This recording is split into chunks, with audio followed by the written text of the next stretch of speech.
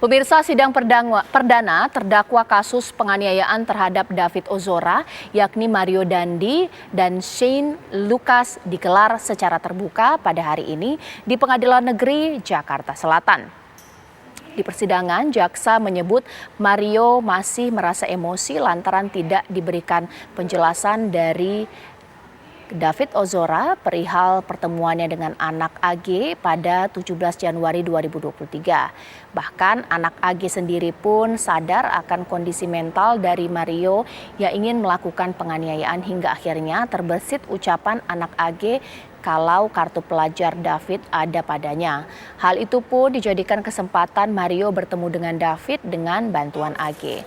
Sementara itu kuasa hukum Mario Dandi, Andreas Nahot Silitonga, mengatakan aksi penganiayaan yang dilakukan kliennya terhadap David Ozora tidak direncanakan, melainkan penganiayaan terjadi karena spontanitas saja. Mario Dandi akhirnya didakwa melanggar pasal 353 ayat 2 dan pasal 355 ayat 1 tentang penganiayaan berat. Lalu bagaimana hasil persidangan hari ini, pemirsa? Apakah ada fakta yang diungkapkan?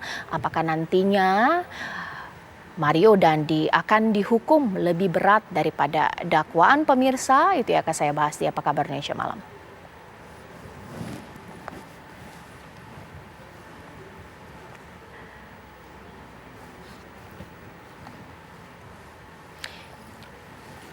Ya pemirsa, inilah sidang dakwaan Mario Dandi. Dakwaannya adalah penganiayaan berat rencana terhadap David Ozora. Jeratan hukum pasal 355 ayat 1, pasal 353 ayat 2, dan juga pasal 76C jungto pasal 80 Undang-Undang Perlindungan Anak. Ancaman hukuman 12 tahun penjara.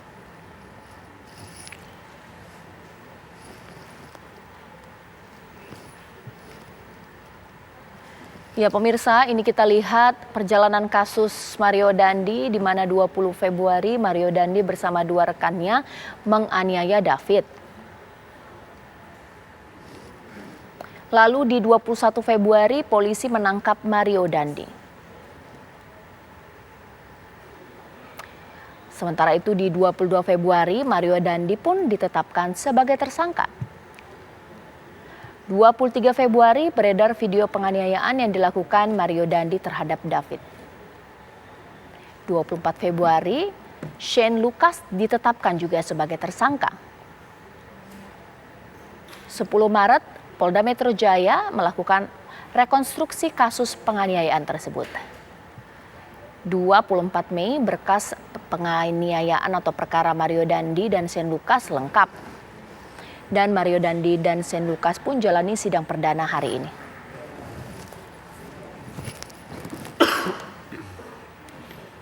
Ya, itu yang akan saya bahas di Apa Kabar Indonesia Malam hari ini. Apakah dakwaan hari ini sudah tepat? Pastinya dari pihak keluarga atau kuasa hukum keluarga dan juga dari pakar pidana akan saya gali di Apa Kabar Indonesia Malam hari ini.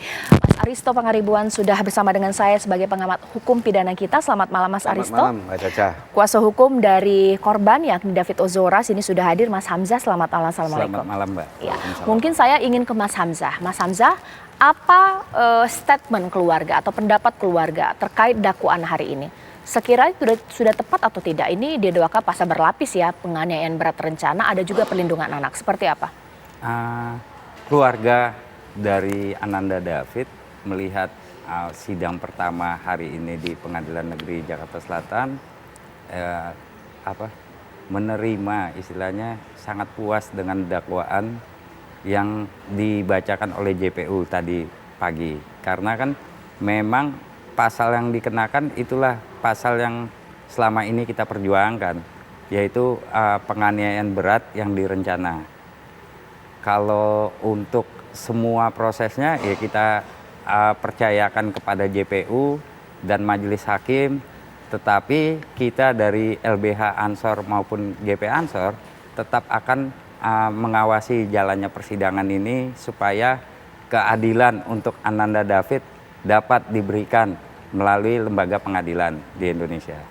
Oke, kalau dari Mas Aristo sendiri ini memang sudah tepat atau sesuai dengan prediksi tidak sih pasal penganiayaan berat berencana ini? Jadi kan ini kita sudah tahu lama ya bocorannya pasalnya akan begini. Kalau kita ingat dulu awal-awal itu kan belum ada tentang penganiayaan berat yang berencana yang 12 tahun. Ya. Adanya hanya penganiayaan biasa awalnya dengan Undang-Undang Perlindungan Anak, yang menempatkan anak dalam kekerasan. Cuman ada tekanan publik luar biasa juga dari mungkin Mas Hamzah dan kawan-kawan yang meminta keadilan.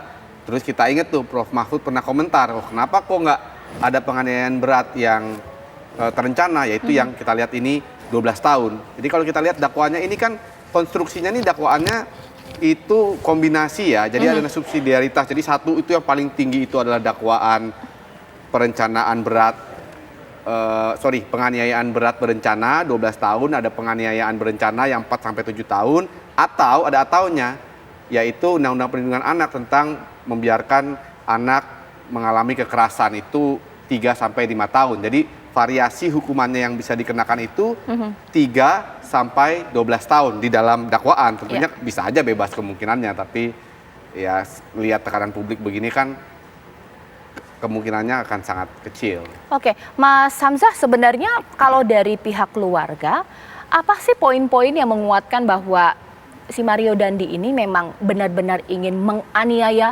sampai David ini tidak berdaya, sampai seberat-beratnya? Karena dari versi kuasa hukum sempat mengatakan bahwa kuasa hukum dari Mario Dandi ini sebenarnya tidak berencana atau spontan saja, tidak akan terfikir sampai separah ini. Ini bagaimana dari kuasa hukum? Gini, kalau dari awal itu 351, terus kenapa bukan 353? Karena kan dari awal peristiwa ini ada satu barang bukti yang belum diteliti oleh penyelidik Apakah saat itu, yaitu handphone milik korban. Karena kan dari handphone tersebutlah kita bisa melihat bahwa pertemuan itu latar belakangnya apa sih, dan pernah berapa kali sih mau diadakan pertemuan antara terdakwa dengan korban. Ya. Sudah berapa kali dan berapa intens, apakah ada ancaman atau apa, itu kan ada di WhatsApp antara Ananda David dan pelakunya. Nah, setelah penyidik melihat isi percakapan itu, ya disitulah kita bisa melihat adanya unsur perencanaan untuk penganiayaan berat terhadap Ananda David. Jadi wajar jika akhirnya penyidik menambahkan pasal 353 dan hari ini di sidang pertama JPU pun mendakwakan dengan pasal itu. Karena kan dari chat WhatsApp itu tuh kita bisa melihat bahwa benar atau tidak, ada perencanaan atau tidak. Dan nanti juga pasti akan diungkap di persidangan. Mas Aristo, saya masih sedikit buta hukum ya. Sebenarnya ketika JPU mendakwa dengan pasal penganiayaan berat, pasti kan ada tingkatan ya, sampai bisa dikategorikan ringan, penganiayaan ringan, sedang hingga berat. Sebenarnya apa sih pertimbangannya? Apakah ketika pada saat dianiaya David sampai koma, itukah atau bagaimana? Ya, jadi penganiayaan ini kan banyak varietasnya kalau kita lihat di KUHP ya. Jadi ada penganiayaan yang biasa, yang lukanya itu juga nggak fatal, itu contohnya ada. Apa, memar-memar begitu ya? Memar-memar, kayak perkelahian, memar-memar, tapi dia masih bisa functioning. Ya, makanya ada juga di kualifikasinya dengan pemberatan, itu namanya. Jadi penganiayaan ada yang berencana, tapi lukanya biasa aja ada. Itu tambah lagi tadi yang saya bilang 4 sampai 7 tahun. Ada lagi yang sampai mati, itu bisa tambah lagi.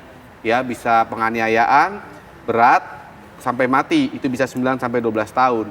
Lalu ini penganiayaan sudah direncanakan. Apa maksudnya direncanakan? Direncanakan itu ada jeda waktu artinya ya. Jeda waktunya ini nggak bisa dikuantifikasi 1 hari, 2 hari, 15 menit, 30 menit, tapi sudah ada kesempatan untuk berpikir tenang untuk merencanakan bagaimana menganiaya si korbannya. Nah, kita aplikasikan dalam perkara ini kan dari informasi yang di media, tadi Mas Hamzah juga bilang dari chatting WhatsApp, ternyata kan ada skenario yang kita lihat. Nah, di skenario inilah kemudian yang mungkin membuat baik polisi maupun jaksa melihat, oh ini konstruksinya bisa masuk ini dalam penganiayaan berencana yang mengakibatkan luka berat. Apa itu luka beratnya? David kan nggak bisa functioning, bahkan dia berhari-hari, berminggu-minggu dia nggak sadar.